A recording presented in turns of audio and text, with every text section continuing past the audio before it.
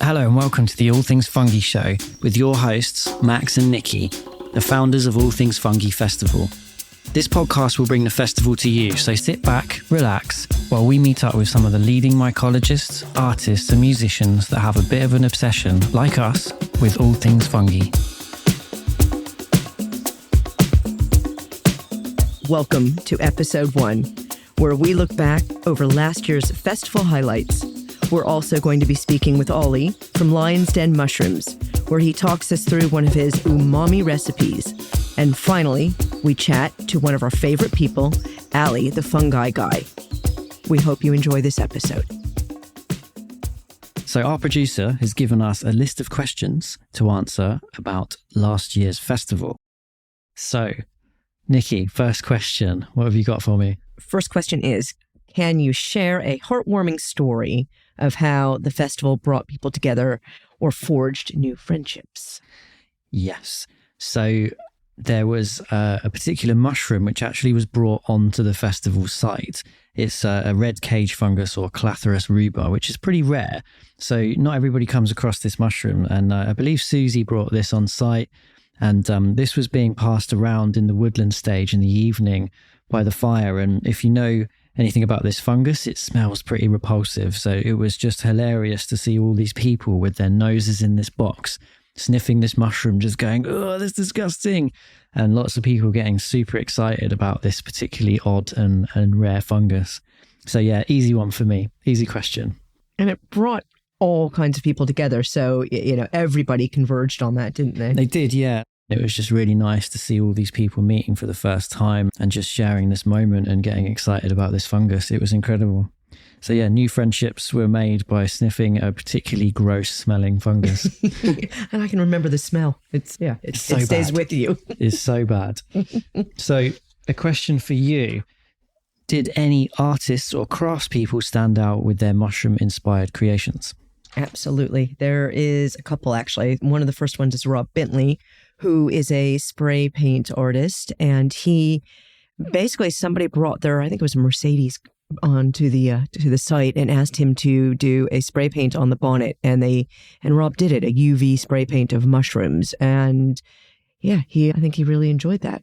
Hilarious. Yeah. I mean, seeing a car with a massive mushroom spray painted, which, fluoresce under UV light. Amazing. It's got to be is that a world's first, probably? It is indeed. That's apparently what it is. Yes. And then the other one, of course, which we have to mention, because I know you are wearing the mushroom right now, is John from White Rabbit Gallery. He was nonstop working, creating, having these workshops where you blow the glass and make these little mini mushrooms. So it's one of the few things that you do have to pay for on site, but everything else is pretty much included. But what you get from it is a full-on lesson with John, and you get to walk home with these gorgeous little mushrooms. So yeah, that was pretty special. But if you didn't want to do the mushrooms, or there's other things. We have the wellness, so those massages, you can go off and have a massage. There was the paper making artists. There was gong baths, tinctures, yoga. Yeah, I mean, it was nonstop array of things to do. So if you didn't want to go off on a foray, which of course, who wouldn't want to go on a foray? They were the most popular things for sure. Yeah. So there was plenty to do if mushrooms weren't quite your thing. Exactly. Okay, so what's the most interesting or little known fact about mushrooms that you learned from last year's festival? Well, the most interesting one for me was a mushroom found by Damon Tai, who was one of the contributors. He came over from America, which had some interesting kind of wavy gills. And he thought that it might be due to environmental factors. And he actually bumped into someone who came to the festival, Lucas Large, who is actually contributing. He's an amazing mycologist and educator in his own right, and he's contributing this year. And yeah, Lucas said to him that he'd actually read up about this, and the wavy gills were caused by a gall of a fly species. So yeah, it's something that neither of us had seen before, and it was just amazing that Damon found this thing and then bumped into someone who'd read about it. And I think that happened quite a lot at the festival. With so many people, so many knowledgeable people around, there was a lot of conversations that were had. And didn't that spread? I mean, people were hearing about that. And that was the great thing, is that that conversation took off and people got to engage more and walk up to Damon and go, I heard about this gall. Can you explain it? Can you talk to us about it? Yeah, I mean, I think that happened quite a lot throughout the festival. People were getting excited about all manner of species, the cordyceps, the Gibbelula on the spider. And a lot of conversations were had during the forays, but also around the fire afterwards, because you have all these people just chatting mushrooms, really, just geeking out. I mean, that's the great thing is that, the whole point about having a weekend festival is all the experts, all the people who were leading the forays and having these demos, they all stayed on site. So you could bump into them and walk up to them and just say, I heard about this, or can you explain this to me, and really engage. Exactly. Yeah. And I think with being a group of mushroom people, the conversation is there's no small talk, is there? It's just straight into mushrooms all the time. So yeah, it was amazing to see that and mix with like-minded people. Right. So I have a question for you. Okay. All right. Was there a particular mushroom that stole the spotlight last year? Yes, there was. There was two. One of them it's quite a frustrating one for me. Long story short, I've actually found this, or I think I found it a few years ago. It's a species of cordyceps called Cordyceps tenuipes, I believe. And Damon Ty, who came over from America, found this mushroom. And yeah, amazing. When I found it, I didn't dig it up. And if you know cordyceps, they're usually on a little insect or a larvae or something. And to be able to make sure that that is cordyceps, you have to dig. And I didn't, because I wasn't sure what it was at first. I went back, searched, couldn't find it. And yeah, that species was found on the festival site, which was amazing. Pretty jealous because I still haven't found it for myself. And one other species as well. Yeah. It was a species on a spider, a Gibbelula. And I'd never seen that either. So that was incredible. Name. Yeah. People were being ferried in to see it. I think Damon found that as well. We've got these sandstone outcrops and these little caves, which create beautiful habitat for these things, and people were being ferried in one by one to check out this Gibbelula, which actually made its way in the hands of one of the mycologists from Kew Gardens. So that's being sequenced and as part of the Darwin's Tree of Life project, and hopefully we'll have some more information on that one soon. So yeah, two species, very exciting. And so when you say Darwin's Tree of Life and Kew and all of that, there's a huge impact on what the festival is doing and the finds and what people can take away visually and educationally. Landowners given us permission to collect and record everything properly. So anything we do find can be taken away by any of these experts that join us, and amazing establishments like Kew Gardens, who are undertaking a huge project to sequence, I think, everything, or at least fungi. I'm not quite sure the ins and outs, but yeah, we've got permission to utilize everything we find. So that's really exciting. It's special. I think that's really special. It's a magical place, which I guess the next question, which we've got written down here, is what was the most magical moment that we experienced or you experienced in last year's festival? Well, I mean, all of it, really. All of it, yeah. Yeah, it's difficult to pinpoint it. I mean, the UV walks were really popular. That's really magical for people to experience, because it's a real privilege to even be in the woodland at nighttime, let alone see things that fluoresce. So it's a magical place where you go down these ravines almost into these places with these huge sandstone outcrops with these roots coming down, and it kind of reminds me of Jurassic Park. It's really crazy habitat with lots of interesting tree species, some sequoia, redwoods, which is quite unusual for Sussex, along with really ancient beech and oak and a really diverse amount of tree species. So just to explore the area is pretty magical in itself. And obviously the woodland stage is amazing. A lot of natural amphitheatre where we have the music in the clay evening. Pit, isn't it, was carved out. And so it just has that, you walk into it and it feels special. So I guess at the end of the day, we have the lectures, we have the gong baths in the morning, we have all the wellness and all the art. But in the evening, everything quietens down and you're just drawn into the woodland stage, and we have the most gorgeous fire. And I think that's really special, is that everybody is there and it's a level playing ground. It's just having that opportunity to talk to everybody. And all the experts are around the fire as well, aren't they? So once you finish the lectures, everyone just geeks out some more. It doesn't stop, does it? If you're not by the fire in the woodland stage, you're off down in the woods elsewhere with UV torches, and just for me, it was hilarious to see little groups of people that had never met before, like in little groups of 4 or 5, all with torches knelt down, and all the, if you could just see someone in the distance, and then you'd hear this like, ooh, ah, when people are finding things that fluoresce. And, we found some really cool things that fluoresce: flowers, insects, mushrooms, minerals, all sorts of stuff. It was a really magical experience as a whole thing. And just to see people come together, it was really special. So it's a kind of a broad answer, isn't it? It's but we didn't even mention the music. I mean, we're talking about the Woodland Stage, and the whole thing is that, we had all this amazing music, and we had Brian D'Souza, aka Auntie Flo, who did his biosonification. So, it was... They used the Bristol fungarium mushrooms as well, didn't he? Some of the mushrooms that were on site that were kindly brought along by Bristol fungarium, he had those wired up, and all this modular synthesis and this bleeps and squeaks. It was really interesting to be involved and immerse yourself in that. And then dance around with the mushrooms. Yeah, exactly. Yeah. I'm excited talking about it, actually. Yeah. Like, it's real, it's happening. And I can't wait. It's really exciting. So I hope you've enjoyed hearing about last year's festival. If any of you have got your own highlights, let us know, get in touch with us. And we have got a discount code for this year's festival if you haven't got your ticket already. And that information is going to be in the description below. Next up, we're going to be speaking to Ollie from Lion's Den Mushrooms.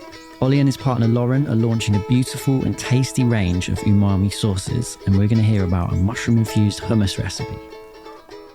Hey, Ollie, thank you so much for joining us on the show. Can you just tell us a little bit about yourself and where this wonderful idea of Lion's Den came from? Cool. Thanks so much for having me. My wife and I, Lauren and I, we had a pub for 7 years exploring sustainability. And now we sort of ended up in this place where we've fallen in love with mushrooms, and we've created a business all dedicated to the flavors, the smells, and the notes that mushrooms can provide us. From snacks to desserts, I think they should be in everything. And although we're starting in the sauce, condiment, and spread market, I feel like we could hopefully get into every part of a supermarket, into everyone's pantry, store cupboard, and fridge eventually, infiltrating mushrooms into our food world, really. Can you tell us a little about your products? Yeah, so they are all focused around mushrooms. As we all know, we should be eating more mushrooms because they're amazing medicinally, nutritionally. They're closer to animals than they are plants in terms of protein, amino acid structures. So they got loads of protein, loads of fiber, vitamin D and stuff like that. But the thing that we're really interested in is the umami content within mushrooms. We went plant-based back in 2020, a bit of a creative experiment really in the first lockdown of COVID. And it was just to understand what it was like to eat plant-based food and how to cook. My background's in cooking and chefing, and so it was to understand that new movement. And the two things we realized that you miss when you go plant-based is, or what that you need is great tasting vegetables or plants and umami, because we get so much of it from animal products. So after an encounter in Snowdon in Wales with a mushroom man who took us foraging for about a couple hours, he then showed us his containers, which were growing incredible amounts of shiitake mushrooms and oyster mushrooms. And I think it was just the pure efficiency of a container growing system that just blew my mind from a sustainability point of view for agriculture, but also just what incredible produce it was as well. So we got hooked on shiitake and oysters and lion's mane and have been creating lots of products from that. You've written 2 books, you are a semi-finalist in MasterChef, and now you've got these amazing products, these umami products that we have had a wonderful opportunity to taste, and they are fantastic. My favorite was the chili garlic. I have to say, I had it on pizza, and we had it in, I think we put it on our pork too. So very versatile, and it really captures an amazing flavor. So yeah, the way the umami works is that sort of mouth-filling sensation, the richness, the savouriness. And so that's what we've been trying to explore ever since. Our first sort of prototype products were XO sauces. XO is traditionally a Hong Kong sauce based, the name comes from the cognac or XO, I guess meaning fine ingredients. And it's traditionally ham and scallops and shrimps, obviously super animal related. And so we converted those into mushrooms, and we have this amazing, rich, savory, deep sauce that can be drizzled or dolloped over everything. And then from there, stemmed off all these other ideas. And it's sort of, the joke goes within my family that I try and put mushrooms in everything, but you can't taste it. It's always there. Amazing. Amazing. Yeah, I mean, I think mushrooms should be in everything. The umami flavor in the sauces was incredible. And I saw on your Instagram, I'm a big fan of making hummus at the moment, and I saw a recipe on your Instagram which uses shiitake in hummus. So I just wondered if you could tell the listeners a little bit about that. Yeah, of course. So I love shiitake because they crisp them up amazingly. You get that really nutty, rich taste from them when you fry them for a long time and you allow all that moisture to extract. So there's two forms to this dish. One is the actual hummus itself. So we fry off loads of shiitake and get that really nice caramelized in oil. And then we use that as a base by blitzing it up really fine into sort of a paste with all the other ingredients. So that's our garlic, our lemon juice, our chickpeas, the tahini, salt, any other spices. Cumin at this point you want to add as well. You can add the cumin seeds in with the frying of the mushrooms. And then lots of olive oil, which I love. And then some of that aquafaba, which is the chickpea water, just to loosen it. Or you can just use cold water as well. I think one of the international tips is ice cold water does help make hummus super, super smooth. Oh, nice. So, yeah, and then that creates a really delicious, deep hummus, which, you kind of dollop all over your plates. And then some of that caramelized cumin spiced shiitake mushrooms I then put on top as a little extra crunch. Sometimes in dishes you get that crispy onions on top of things. It's a sort of crispy shiitake alternative. Amazing. I want some now. Yeah, me too. So if any of the listeners want to make that, you can find that recipe on Ollie and Lauren's Instagram, which is Lion's Den Mushrooms. So make sure you check that out. And you're also going to be seeing Lauren and Ollie at our festival in September, where they will be having a stand selling their products. And I believe Ollie has created, hopefully, a special festival umami sauce for us. Yeah, I think it was a bit of a bespoke product working with you guys, wasn't it? To how you wanted for some morning delights. Morning delights and possibly the quesadillas. The quesadillas. Yeah. Cool. A bit of a chili kick, I think. Yeah, work in progress. Excellent.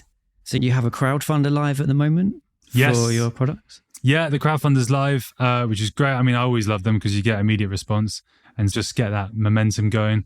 We've also got a little party going on at the end of the month as well, to sort of bring together some other fungi-based people in Hastings. There's going to be guys who grow mushrooms, which I just think is an extraordinary thing anyway. He's called Robbie, but his business is called Basil's Farm. I just admire people who are nerds in this world because they delve into the full spectrum of what's out there, really. The kombuchas, the people who know about mushrooms and the wildlife and everything like that. So, yeah, we were just trying to create momentum about celebrating fungi things, right? Well, I love all the thought that you've gone in the packaging, the whole product, your whole ethos about it, and the umami flavor, which is, I have to say, incredibly yummy. Thank you so much to Ollie. If you want to find out more about Ollie and Lauren's sauces, you can find them at Lion's Den Mushrooms on Instagram. Ollie and Lauren will have a stall at the festival, so you can try some of the sauces there. And if you want to try the hummus recipe, that's also on their Instagram, and we'll put some links in the description below. Introducing VoxBox, your ultimate recording solution. Whether you're a content creator, a podcaster, a journalist, or just need a quiet workspace to make work calls or give presentations, VoxBox is the answer to your needs. Say goodbye to the duvet studios and hello to consistent sound quality. Our foldable, portable, and storable audio booth is designed to provide superior sound isolation without compromising on convenience. Setting up your personal recording studio has never been quicker, and storing it away has never been easier. With VoxBox, you can give presentations, record content, and make important calls with confidence, knowing that you're getting the best sound quality possible. And now we would like to welcome Ali McKiernan, aka The Fungi Guy. He's an educator, a musician, a fungi artist, an all-around amazing person. We really think you're going to enjoy this chat, so let's get going. Right. Well, thank you for joining us on this podcast. We really appreciate having you here. You're very welcome. And we thought we would just jump right into it. And as I begin, I'll make a conscious effort to slow down. I'm a very fast northern twang, I realise I can sound a certain way, so I'm going to make a real effort here to just be a little bit slower, because when I get passionate, and sometimes fungi does that to me, I need to just take my time or else people won't know what I'm jabbering about. So what I'm saying is you've got permission to tell me to slow it down, Ali. Got you. Okay, so that leads into the mindfulness. And when you're out, are you mindful of slowing down? Where is your mindset when you are out looking for fungi? A good question. My wife has often asked me when she's wondering why I didn't respond to that particular question, because it's the radar waves get in the way of the fungal radar I've realized just the other week is forever on. You know, and for any myco people listening out, fungi lovers, you'll know what I'm on about.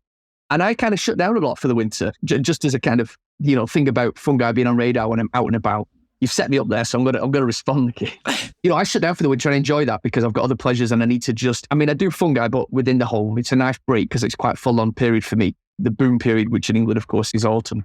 So I kind of shut down, but it's never really off. And because it's just hit spring and there's first signs of new things coming through, I can live with what I miss over the winter periods. Smuts, rust, crust, resupinates. I'm all right with that. But, in time, that might come. The other day I was just on a walk and I was just walking to the local football match near a scratty kind of industrial estate, and there was no right at all for a particular fungus to be growing in this mossy grass, manicured grass verge on the other side of a wire fence next to a factory that's been there for 40 years. It's manicured, it's really sterile looking. And yet I found something I've never seen of my own accord, and it's in the morel kind of family, Marcella, and it was the bleach cup. Nice. I couldn't believe my eyes. But only on reflection afterwards, I thought it just shows, doesn't it? My point being, my radar never really shuts off. I'm walking to a football match. There's no right for a mushroom to be on this pristine grass, which I've walked past many times over many years. But it never, the possibility that there's a fungus or just my subconscious, whatever level it's working at, it's so exciting. And to be rewarded with this beautiful bleach cup, which is just phenomenal, was like, testament to the fungi lover in me and other people I'm sure you guys can associate with that it never really turns off. It must be running on a 4 nearly all the time, and it's stepping up ready. It's just hit 5 today because St. George's I've stumbled across in the leisure centre car park. I'm like, it's gearing up now, and things are, and now I'm doing this podcast, so suddenly it's in my ethera. So in terms of out and about, the radar's always on, and I'm almost impossible to be around as a friend, relative, spouse, dad, awful person during season, which unfortunately for them, it looks like is starting about now and will finish in December. So when you're out with the family for a walk and they're intending to go out for 30 minutes, there's no way it's going to last for 30 minutes, is it? Well, there's no way we have a walk anymore. That's what happens now. My boys are teenagers. In their own right, one of them especially was a superb, really knows his fungi, no blusher at 30 paces. He could outdo some adults as an 8-year-old. Well, now he's 15. And the last thing he'll do is walk with me anywhere. But, of course, we have to walk some places sometimes. And, it kind of does the reading. They roll their eyes, but they're kind of over it. They get it. They couldn't take that. They couldn't let it. If I pull the car over, I'm pulling the car over and I'm looking at what's on that grass verge, and they'll just have to stick with it because I'm dad. I guess it's different if you're on your own or whether you're with a group as well, because I've had the pleasure of going to look for mushrooms with you in a group. And the word that came to mind for me was giddy. That's kind of what happened when we all went out, and I think, there is an aspect or an element of mindfulness to it, but maybe that's more so when you're on your own and your own pace. And when you're in a group, like when we've been out before, it tends to get a little bit silly and everyone gets a bit overexcited, which is lovely. It's nice to feed off each other's energy, isn't it, when you're out with a group? Yeah, without a doubt. But ultimately, look, there's loads of things we can cover here, and this is the starting point. For anyone who's not so sure, who's listening and isn't sure why fungi might be the thing, it's a treasure hunt. We can't forget that. It's a really human treasure hunt. And so if you're one of those people who likes Pokemon, and on the phones walking around parks for a virtual creature, and I'm not dismissing that because it brings you pleasure, that's wonderful. I'm a bit sad you're looking at a screen instead of all the things around you, but whatever, each to their own. This is real life. And you don't know what you're going to find. And as I just said, the bleach cup, it's not that uncommon, but it's uncommon to me. I've only found it a couple of times in very special, specific habitat spaces. So you never know what you're going to get. And that is just the element of wonder of what is might be under that bush. What might be just, my radar's tingling. What might be? I've seen that. I've been in that kind of environment before. Those kind of cypress hedges. There might just be And for every 5 times there's nothing, that's 6th time.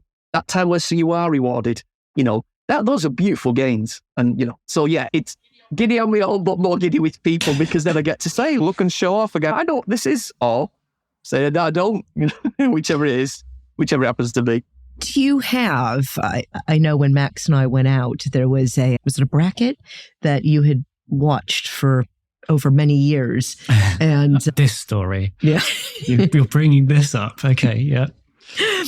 And without realizing, I decided to take it home, and I was holding it, and Max turned around and went, I've been watching that for years, and you have removed it. And I don't forage, we go out and we foray, and it was one of the few I thought I really want to take it home and paint, and it's still sitting with me, the fact that I've taken it away from Max viewing and watching it grow over the years. So it lives on in your mini fungarium now, so it's still there, and I don't think it was going to get much older. Well, who knows? So I guess the question, is there anything that you have revisited that you like to see that is still there? Oh, isn't that funny that? Because I consider myself a positive person, but I've got 2 negative stories about, which is not really, but the reason they're negative is because they're quite sad. But it just shows the power of how I have formed relationships by seeing something over and over in the same space and enjoy that moment of glancing. Is it there? Has it come out yet? Is it fruited? Is it not? So yeah, I found some split gills, and it was the first time ever. So first find's always an exciting moment. As people who are into fungi, you've looked through books for something else, so you stumble across such a thing or such a thing, and so like, oh, okay, and it's just somewhere in the subconscious. So I came across my first split gills, and it was classic. It was on the school run, so I'm just walking my sons to primary school. So this is years ago, and it was just on this tree stump that I've walked past for years, and it was like, oh, look at that. Well, what might that? Talk about little victories. What a little thing to start my day. I've got loads I can do with it now. I'm going to take it back. I'm going to learn about it. So photograph it. I can post about it, and enjoy that process. And anyway, years later, that tree was cut down to a stump. And I was sad as I walked past, and I'm like, oh, that time, because for years later, every time I go past and have a look, and it's not always there. And sometimes it is. And sometimes it's in its glorious, beautiful, fresh form, where it's almost like these, I want to say florets. Yeah, like little florets, like furry seashells. Beautiful. And they're just beautiful. And then you've got the underside to appreciate. And I know all the stories about these now. So, you do form this little relationship. And so that moment had gone, and it's just happened again at the local fire station under some cypress there. Just those, when I say that, for those who aren't so sure, sorry, the big conifers, the type that people put up as barriers between their neighbours and get very upset about the heights of them.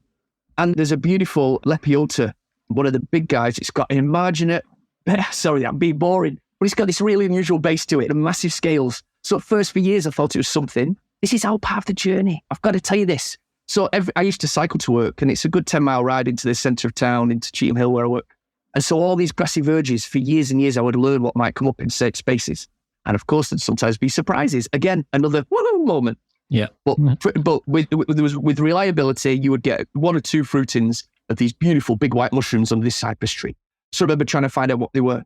Then years later, realizing I was wrong, because that's a classic thing in mycology. You think you know something, actually, oh no, someone will say, oh no, it's this. Look at the size of the scales. Look at your imaginate bulb at the base. And so it's like, oh, it's something else. And it was like, oh man, now I've got a new feeling towards you, because you're a little bit more uncommon, and now I know you as a version. So learning all these beautiful things. And so whenever, for the last 10 years, I've gone past the fire station, and I've used those as on UK Fungus Day, when I've done things, takeovers for the Wildlife Trust, they're a standard that might be there to use as a little prop and a little thing and it's always fun to run onto a fire station lawn in case the firemen come out and tell me off, or fire ladies. And this year, I glanced over, I was approaching Whitefield, I'm like, I'll just have a look. If I can see the white blobs, I'll know they're there. And they'd been cut down, and they were still lying there in the grass. I mean, literally, it must be freshly cut 24 hours, these huge cypress.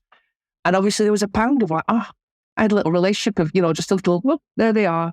That could, I guess, I know that could sound really sad, because relationships are kind of a strong word, isn't it, really? But I had a connection, and I had a reason to be excited when I approached that little junction. And look at this, I'm trying to give a big point to this, and you weren't asking for that. But I think that's the thing with fungi, that it makes you aware, it connects you to your environment in ways that you might not expect. So a fire station lawn, which has brought me loads of pleasure and nerves when I've run on and spent ages filming and waiting for them to come out and still knock on and in, tell them what they've got here and all these things. The stories and history, and those are gone now, and that will never happen again there.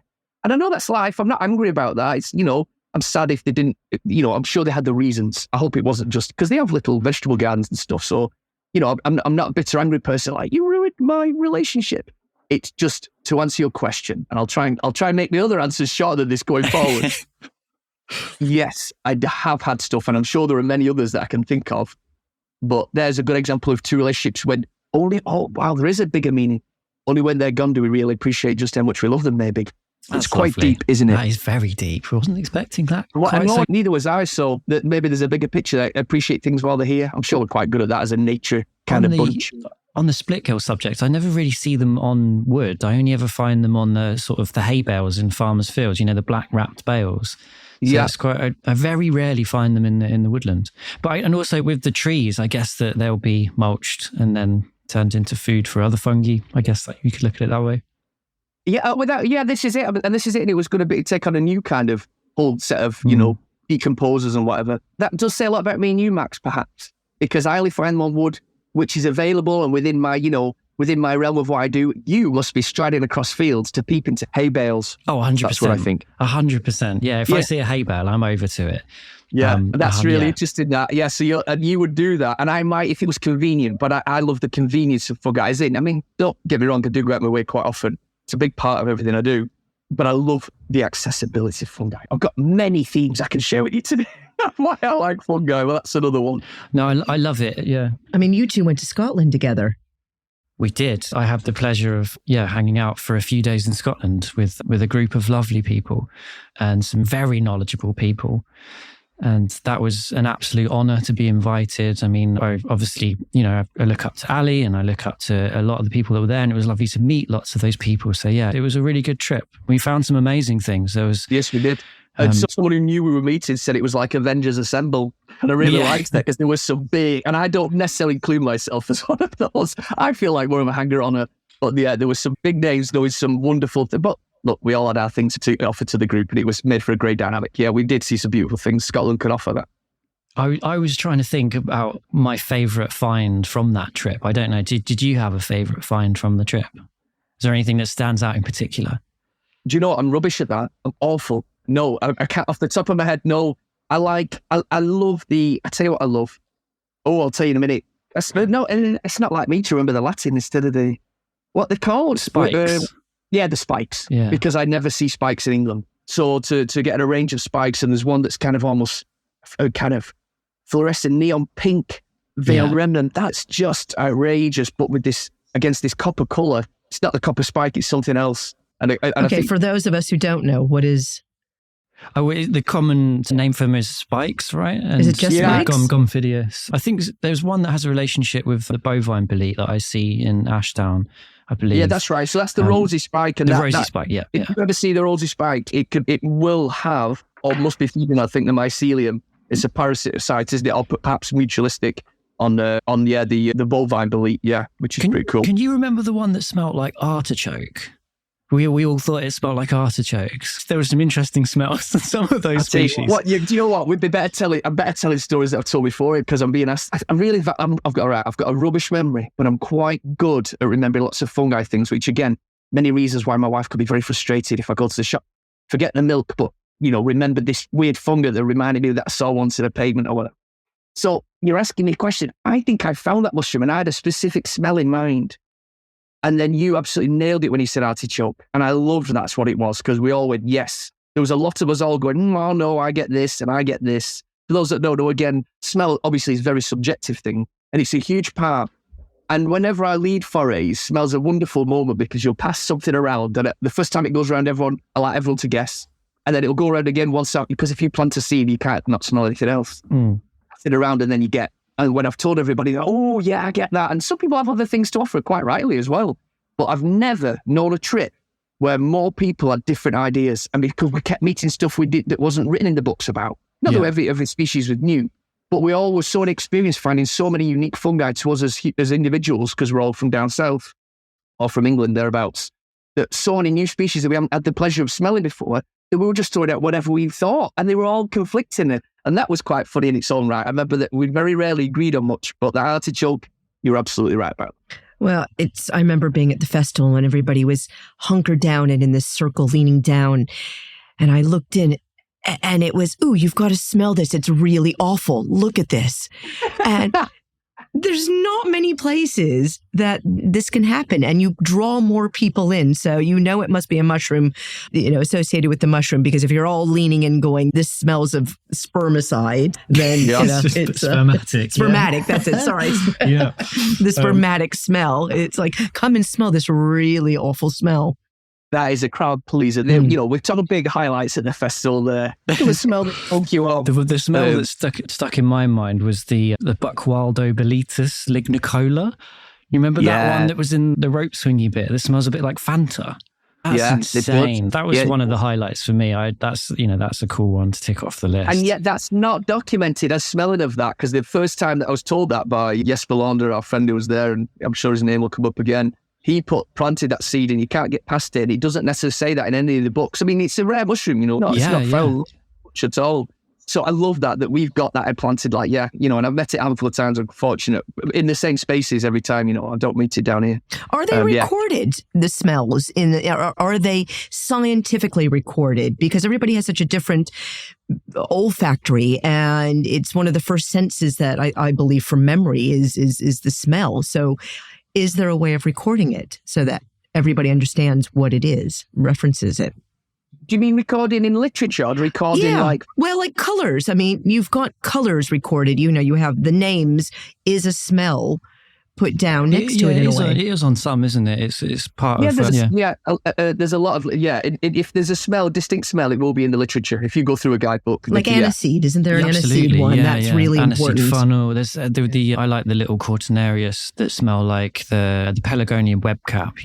It smells like pelargonians. They're beautiful. I had to ask a friend, could I go and smell the pelargonias in a garden so that I knew what that would smell of when I smelt the pelargonia webcap, because I don't know if I'm finding it, because I don't know the smell of pelargoniums. And I do now, because I think we found that up there, didn't we? I was like, lock it in. Yeah, they remind me of my nan. She always used to have them in the garden. So every time I find them, I just have a little moment and remember her. It's actually quite lovely. And is it the same smell throughout its growth? Good question.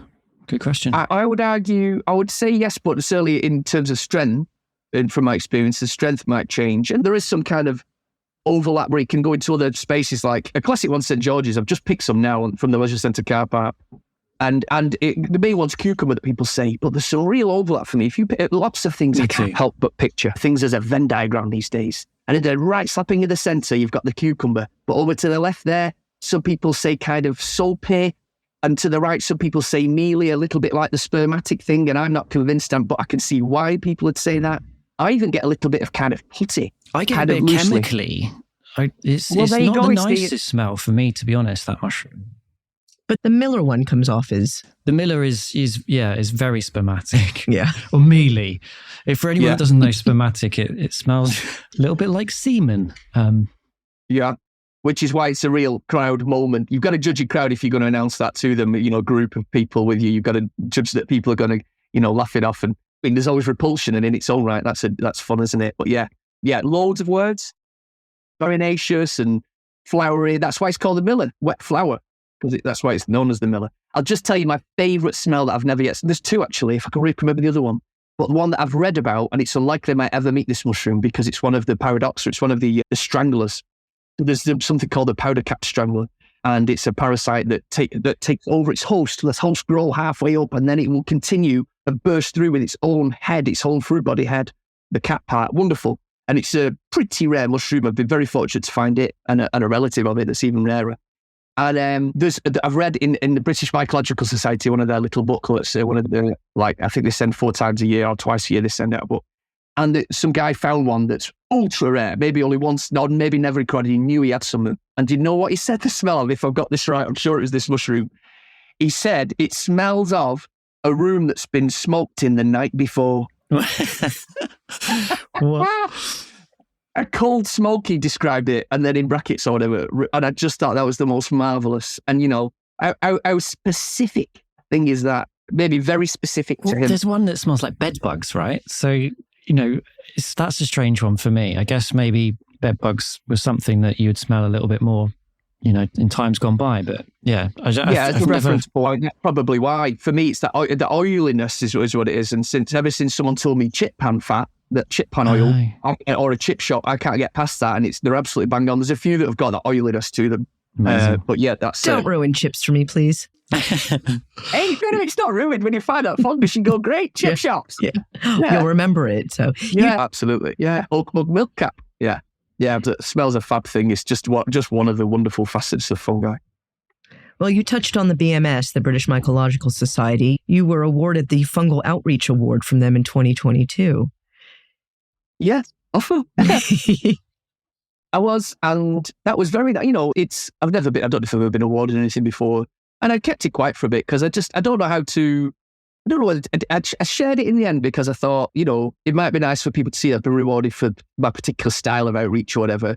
And also just an acknowledgement of the people that did that. I thought it might not be as respectful as it could be if I didn't acknowledge it in any way. So yeah, I did acknowledge that. I don't know that I was particularly deserving. If I'm honest, I think it was a numbers game. I don't think there's many people to choose from in that kind of... There are a lot of fungi people doing wonderful things, but they might not be known about. I think it was a bit of a numbers game, but still. I was genuinely honoured to be chosen. It's a lovely... It looks good, doesn't it? It's a nice thought. I don't ever think about it. I got a penknife engraved. That was a lovely gift. That's an engraved penknife. I look forward to losing in a forest sometime. You'll probably find it again, though. You revisit those habitats. It does happen. You refine your knives. It's true, definitely. Isn't it? So you mentioned Jesper. He's obviously a great inspiration for yourself. Just talk about people that do inspire you. Yeah, well, there's many, and I'd say, if I was being really quite honest, the whole community it's genuinely inspiring. It really is, and that's what's a beautiful thing for anyone who's thinking. If you are listening as a neutral and like, or just started to dip your toe in the water, I would hate it ever to sound overwhelming. We've talked about rooms that have been smoked in the night before and pelargonias, and I hope that sounds interesting, engaging, rather than I'll not know what that is, and it could sound very overwhelming, and I'd hate that. And I think maybe that's one of the reasons I tried to hopefully make fungi accessible, or I certainly hope I do that for people. I certainly try to. And so the community is inspiring because it's a really welcoming community. That was my point. So that, as a whole, that's wonderful. In terms of inspiring properly, it does have to be Jesper. There's a few names I could drop, but Jesper Lord is spelt with a J. That's why it can be a bit confusing. I called him Jesper for a few years until I knew otherwise, and he doesn't mind. He's got Danish roots, Danish heritage, but born in Manchester. Is an incredible mycologist. But not only that, it's a bit hard this, he's probably going to listen sometime. He's also an amazing human being. And that makes a difference to all of us, doesn't it? We can all respect someone who's got a fountain of knowledge in something. And if it's your thing, you'll always look up to them regardless. They're a pedestal kind of thing because, look, that's the person who knows so much more and he's right at the top of his game. But not only that, it's married with what a beautiful person he is. And he's very generous with his knowledge. He told me about my first mushroom. So essentially, my wife bought me a ticket to go on a foraging course, which I thought I might like the idea of. And it was a springtime one, so we found a couple of mushrooms, but I found my first mushroom and I did it, whatever. And it all started there for me. And then I paid to go on his course year after year, different courses, until I couldn't afford it. And I just had to make him a friend instead to get that for free because I couldn't afford to go on any more courses. Not entirely true, but I'm very fortunate he's now become a very good friend. And yeah, he's just so forthcoming with his knowledge. And he was probably one of the forerunners, when you think there's a huge amount of people now leading forays and foraging courses in fungi and beyond. And because he's a herbalist, he knows edibles as well. He sees an edible landscape, he sees a medicinal landscape. Half his life is being a herbalist.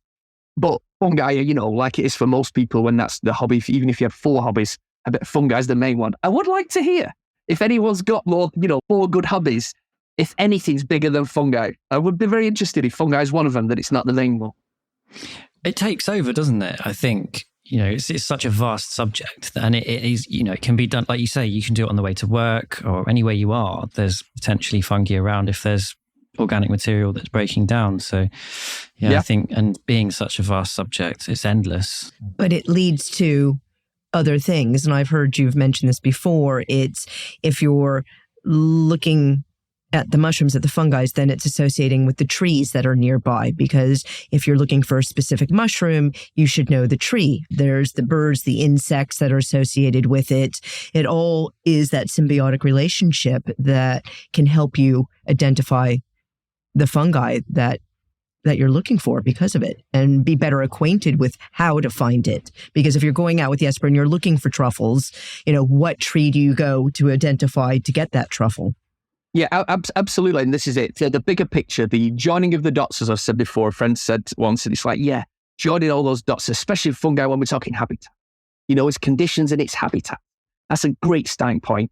And your subconscious will kick in when you've been doing it for years, that 10,000 hours to be an expert kind of thing. I'm suddenly realizing that, my radar will tingle, and it's on the subconscious level, I reckon. And that's why I find things like the bleach cup. Something I reckon genuinely subconsciously knew that I should just have one eye, just scanning as I go, just because something might happen.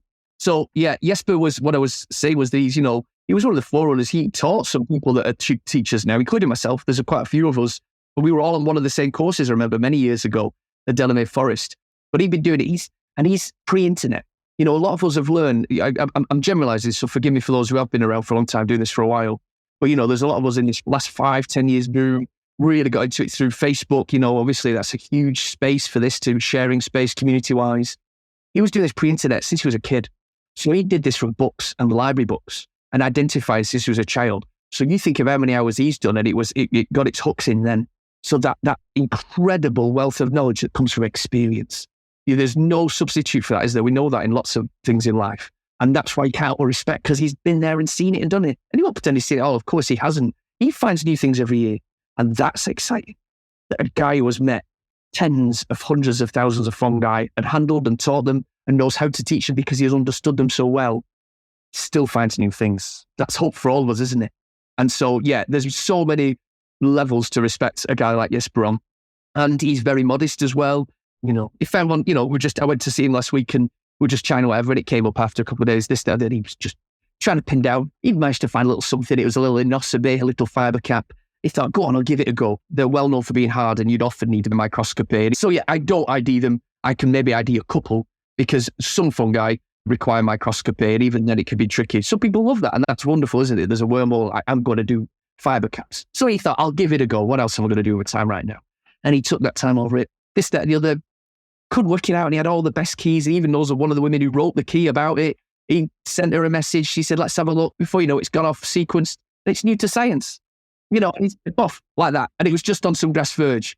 The right person, right time, right place. There's a lot to be said for that as well. And so, any one of us, if we get to levels, there's stuff to be found that's absolutely new. I wonder how many things I've found. It made me say that. I wonder how many things I've found that could be along those lines and that I just dismiss because I'm like, I don't know what it's going to be. Exactly. Yeah. When you get to a point with ID, don't you? And then you just sometimes you just get stuck, and without the tools to get further, it becomes very difficult. But yeah, just on the subject of, just finding something random, there's one of my, talking of inspirations, the guy that runs the local fungus group, Nick Applin, he found a species in his garden, I think, which was new to science, and he does that quite regularly. He'll just pick something quite random, especially with inocebe and things like that, because they are quite difficult. Yeah, and he just could be anywhere. You never know. And some of the random things you think you might dismiss one day, you pick it up and you do the research, and then it does turn out to be interesting. Well, you just put the nail on the head there, that he finds things and actually relatively regularly. So there's a classic thing that you look at the records of fungi, on the various recording services and websites, and there'll be these patterns, these hotspots, and it's like, wow, the mushroom's quite common there. Not necessarily, as I understand it. What that represents is the mycologist that's doing it. So we've not got a really true pattern of how widespread a fungus might be, how locally common it might be. What it does represent is who's working hard on the microscopy of the recording part. And that's really interesting. So really the data, in my mind, is certainly could be skewed a little bit because it just looks like, wow, you find all these things if you go to that space. Well, you do if you're that person, but actually that suggests it could be everywhere. It's just there isn't the right person to do all the work and the idea and the expertise to do anything about it. Well, so you say, in reference to, he was studying through books, I find, so what would you recommend as a book? What's the current book? Because how often do these books get updated? If you go out and you buy the Collins book, how often do people turn them in with the new finds and keep updating it?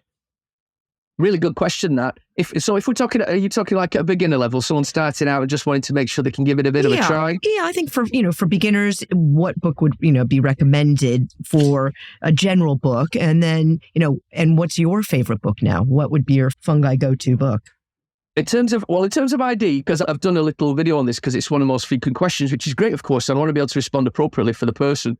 So as a beginner's kind of ID book, there's no such, first and foremost, there's no such ID book exists that's got them all in. That's the really hard part for someone who's starting out to be like, what? Well, I don't know what I'm going to be missing. So because it would be the size of a suitcase, because there's 5 fungi for every 1 wildflower or whatever it is. Maybe it's more than that these days.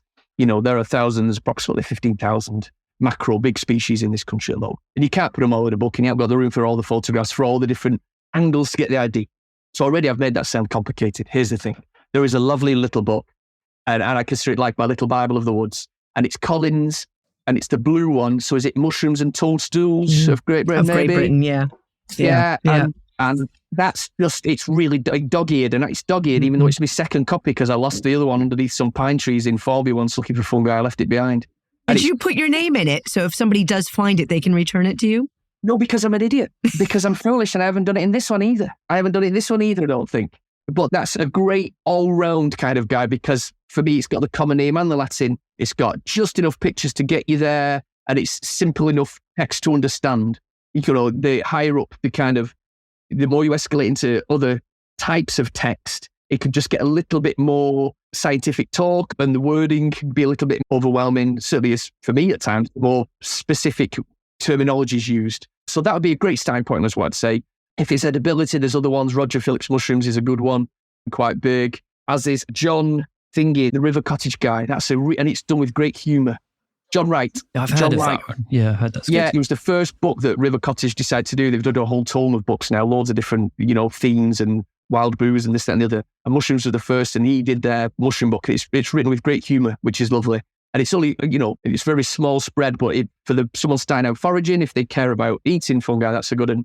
And in terms of just a favourite book, did you want me to say one that in terms of going back to, there's a beautiful book, and it's called Mushrooms. But it's by Peter Maran, and I adore this book. This is an overarching view of fungi in general, because there's fascinating little facts. It's split into beautiful sections. I mean, one of them I think is called God's Acre, and it's all about graveyards and just why they're specific spaces for fungi, because that's one of my favourite places to bob into, because I just get excited about the promise of what might be in a cemetery. And I'm not going to talk about why that's a special space right now. So yeah, and it's beautiful. So Peter Maran, Mushrooms. In fact, it was Jesper that lent it me many years ago, and it got battered and dog-eared, and I'd carry it on my journey to work and read it in my spare time. And I was on about my third read, and I'd read it in the bath, and as I'm falling asleep in the bath, it makes it sound like a bad book, just because I get hot and sleep in the bath. Because I'd read it in the bath, it's a great moment where I've got a few minutes to myself, and drop it in the water. And I thought, I can't give this guy this book back, just covered in wrinkly, battered pages. So I actually rebought it for him, and now I've got the battered version myself, and I could dip into that at any time, and I'll forget some of the beautiful things I've learned from it. It's a cracking book. Mushrooms, Peter Maran. So I think we've got time for one last question. We've been rambling. It's been brilliant. I loved it. I'll let Nikki ask. Can I ask that one? Go for it. Okay. Go for it. So you made an appearance on TV a little while back, and I believe it was series 13, episode 9 of Come Dine With Me. Oh. Yeah, that's funny. I mean, I tell people occasionally, but I've little reason to bring it up anymore. I'm trying to keep the ego in check and not mention things. Yes, I did Come Dine With Me a long time ago. Have you watched it or found it? I have found it, but I want to know, or I want people to know, did you cook mushrooms? No, because I didn't. They weren't even in in existence for me then. It was pre-mushroom era for me. I didn't even know anything about them. So there you go. I did not. I'd tell you what. Oh, no, I won't tell you. They wanted me to cook. Oh no, this is too controversial. I'll leave it. Go on. I've got one more question if we can squeeze it God, in. well, I was going to talk about placenta pate. That's another thing for another time. But that was one you got me on the show. Okay. But I didn't do placenta pate on the show, and I didn't give it anybody on the show. There you go. When you were in Scotland, I saw you filming and plugging in mushrooms. Can you tell us a little bit about that? You said there was, you had some project going on. I don't know if we've got enough time to really talk about it all, or do you want to talk about it all? Yeah, it's funny because obviously it's a massive thing that's going on for me. I love the creative element, what our mushrooms can bring, and the opportunities for me as an outlet. That's one of the things that's happened. It's become this wonderful outlet for all my creativity. I have a history of art. I've been quite, pretty pound for pound, I'm quite good at drawing, but never maybe been that creative. big graphic design, got the degree and done nothing with it since. However, suddenly I've got this outlet, so I could be making videos. But, I make badges and patches and I sell them and this, that and the other. And it's just been this marvelous outlet. And right now I'm working on something that I'm loving. So how can I put this into a 30-second? So many people have seen people are plugging in fungi and we are getting these sounds and it's fascinating. It's absolutely mesmerizing stuff. But all I can hear when I see people plugging mushrooms is imagine if they were actually singing songs. What if we just heard and the death caps grumbling away in some kind of little angry little rock song and, these little fairy caps are squeaking away as a team, singing a cappella as this beautiful harmonious choir. And so on the back of that, I'm making an album of mushroom music, fake mushroom music, but it's a bit bigger than that because I'm going to make out that it was done years ago. And these tapes got lost. Two guys spent all the 70s and 80s recording all these fungi all across Great Britain just for their own. And they made these amazing machines that could tune in and listen to cordyceps singing with mini microphones as if they'd worked out the technology. And so I've gone to quite great lengths. It's consumed me for 6 months and it'll consume me for another 6 at least. And I'm going to make a real album. I enjoy music. It's something I make. I'm not brilliant, but I enjoy doing it. I've got a friend who is brilliant. And together we're going to make an album. And if you're into music who wouldn't like to just have their own album, and the fact that it's a fungal-based one, yeah, it's really very exciting. Are you crowdfunding for it? Is it something that you're going to have maybe premiere or show soon? Nudge, yeah. Well, hey, listen. Oh, I see what you're doing there. See where we're going with this. I tell you what, honestly, I am loving this journey I'm on because I've even got a director or an editor to do all the editing and filming, and I bought props and were dressed in 70s. I shaved my face off incrementally through the day to make me look younger at the end of the day, and they would be the first shots from the 70s. And I've got a big handlebar mustache. I just had the greatest day. So yeah, I've gone to these lengths. And I've loved the process, but I have got this endpoint, this visualization of maybe actually doing a live version of it. And I do have your festival in mind because here's the deal. Yeah. Who else wants to listen to a mushroom album? Maybe nobody in Bury. But if a fungi festival, if they don't like it, I've had it, haven't I? I've had it. So if they'd be welcome, if Slim Jim and the big Brian Tucker would be welcome at your festival to play the music of mushrooms, I'd be over the moon. It would be an honor. Absolutely, yeah. Definitely an honor to have you play that at the festival. Yeah, watch this space. Yeah, we'll be doing a Kickstarter, yeah. And I've been writing all the posts ready for the pre-launch and all that business. So all that's left actually is to make the music these things take time. So I've got a rehearsal tomorrow. Right? Yeah. Amazing. Excellent. I don't think we've got much longer left, so I guess we'll wrap things up unless, we could obviously switch the recording off and chat for another couple of hours if you fancy. Can I say how nice your festival is? You haven't asked me to do this, but I can't not mention how good your festival is. If anyone is wondering at all, it's the most inclusive, beautiful space to either dip your toes in or to just immerse and, as Jes would say, pickle in people who know about fungi. It'll be a welcoming space. So anyone's thinking about it, I did plan this and I promise you aren't asking me. It is a beautiful festival. So All Things Fungi Festival, yeah, be a part of that, people. So there you go. I've got to say that. Thank you. Have enough opportunity. Thank you. And one weird question to end. Anything weird in your refrigerator or in your home, mushroom related? In my refrigerator, some mushed up bits of St. George's mushroom. That's not weird for me, is it? But, if anyone peeked in the fridge and wondered what they were, the kids stood on them at school. I was doing some outdoor work and then like, what's this? I'm like, no, you stood on the St. George's. And I couldn't let them just perish. I don't eat lots of fungi, just for the record. I'm not too bothered about it. Yeah, I'm a forager rather than forager. I'm happy to just find it, but I do like a St. George's, So I've got lots of St. George's crumbs in a plastic bag in my fridge. Weird. Do you mean weird fungi then, I presume? Because I've got weird things in the house. Yeah, just weird. Some people like to keep things in boxes. There's cultures in fridges. Yeah. Fungal-wise, well, I've got a wall of all sorts of bits of old brackets and things and earth stars. I've got this little box here. But again, it's not weird, but it's super cool. I'm going to hold this up. It's a terrible piece of a radio, isn't it, for a podcast? But that's an earth star. It's one of the smallest in the country. Oh, look. wow. It's really, and that was said to me by someone just so that she's lovely and she likes me, we get on. But she's like, I'm just hoping that you might do an Earth Star Scout badge. So it's kind of a little bribe that I might make because I make these Scout badges, as if you'd find your fungi. I've got all of them. Yeah, I've got a few different. I've got a giant, like a fake taxidermy walrus head that's wearing a death cap. That's on the top of the landing. Will that do? Yeah, that'll do. You should start incubating some dung. yeah, I know, I should. And then all that happens is I'll forget about the dung and I'll just become another bad husband with a tub of awfulness. And I don't need to, I'm not even told Mrs. McKernan about all the maggot trails that I found in the condensation one day on the, on the shelf in the fridge. I'm never saying that one out loud. Ooh. Well, now you've put your foot in it. I just want to say thank you so much for joining us and being our first guest on our new podcast. It's been a pleasure to chat to you. I can't wait to hang out with you and I can't wait to see you at the festival. So thank you so much. I can't thank you guys. Really, I can't wait to spend time amongst you and see what you've got planned for this year, because I know you guys are really driven and I think that's such an exciting. I'm so pleased there are people who are willing to do what you're doing.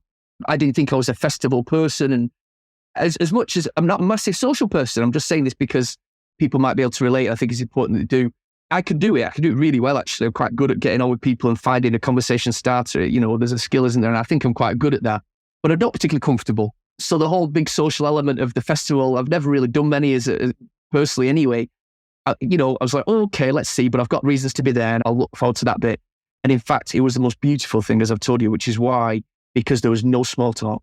I would bump into people who I've met online, and I knew of really well through relationships online, but never really in person. And suddenly meeting all these names from the fungal world, and you go straight, you wouldn't say, how are you doing? How was your drive down? Or whether those stuff, kind of, not bothered about that. I understand why people do it, but I'm not interested. However, at All Things Fungi Festival, there will be no small talk.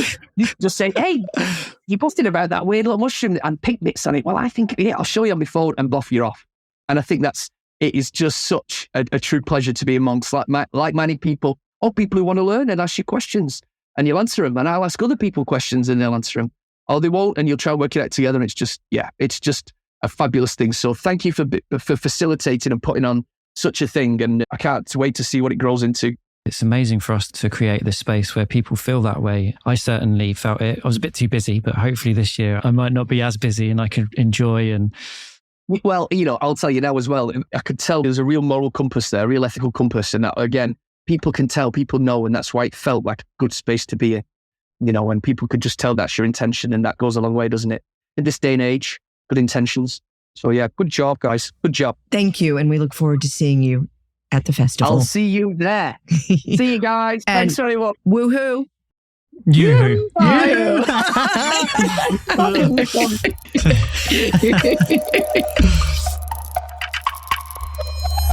So that was great. Really enjoyed having Ali on the show. Amazing. I could listen to Ali for hours on the show. Yeah, no, it was amazing. He's so genuine and speaks from the heart, and he's passionate and engaging. It was beautiful.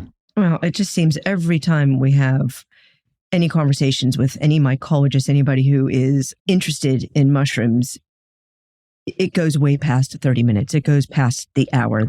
There's never any short discussion. No, it's impossible. Yeah. Even if you don't deep dive into it, whatever the subject is. We could talk about smells for an hour, about fungi smells. Good talk. Yeah, that was a good subject. Like that. It was very good. Well, if anybody wants to find out more about Ali, they can go to his Instagram, which is the.fungi.guy. So that's the Fungi Guy on Instagram. And he's on, I'm sure he's on YouTube as well. He's got some songs on YouTube. If you search the Fungi Guy, the Fungi Guy, it's going to come up. Yeah, he's Daft Fungi. Daft Fungi. Daft Fungi. Okay, there you go. ID Movies, I think. But he's got his songs, which I know you said, but his patches that he makes. I mean, there's just his Etsy store. I've got all of them. Oh, he's got an Etsy store as well. Yeah, he's got an Etsy store.